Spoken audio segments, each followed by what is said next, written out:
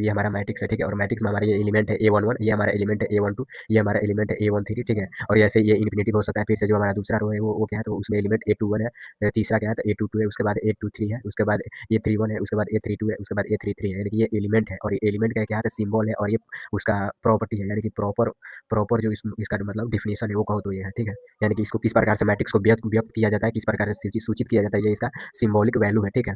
और इसका ऑर्डर क्या होता है, तो रो और कॉलम की संख्या को हम लोग क्या कहते हैं, तो ऑर्डर कहते हैं। किसी भी अगर कोई भी पूछ देगा कि किसी भी मैट्रिक्स का यानी कि अवयव का ऑर्डर क्या होता है, यानी कि कोटि क्या होता है, तो आप लोग बता सकते हैं कि रो और कॉलम की संख्या को हम लोग क्या कहते हैं, तो ऑर्डर ऑफ मैट्रिक्स कहते हैं, ठीक है। रो और कॉलम की संख्या ये हम लोग का क्या हुआ, तो ये हम लोग का रो हुआ और ये हम लोग का क्या हुआ, कॉलम हुआ। ये कॉलम और ये रो, ये क्या हुआ, तो ये रो हुआ और ये कॉलम हुआ। तो कॉलम और रो की संख्या को या फिर गुणनफल को हम लोग क्या कहते हैं, तो ऑर्डर ऑफ मैट्रिक्स कहते हैं, ठीक है। यानी कि अवयव की कोटि कहते हैं।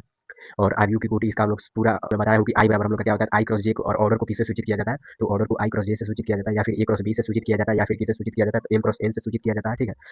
और आई बराबर हम लोग का क्या होता है, आई बराबर हम लोग का रो होता है, ठीक है। आई बराबर रो होता है और जे बराबर कॉलम होता है, तो ठीक है। यानी कि पंक्ति होता है जो लंबा चौड़ाई होता है, इसे हम लोग रो कहते हैं और इसे आर से सूचित किया जाता है। और इसमें क्या क्या छुपा हुआ होता है, इसमें एलिमेंट छुपा हुआ रहता है, ठीक है। और कॉलम क्या होता है, तो जो हमारे घरों में दीवार होता है, ठीक है।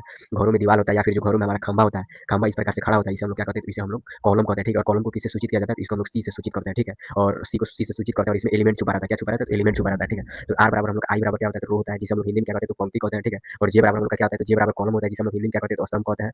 और ये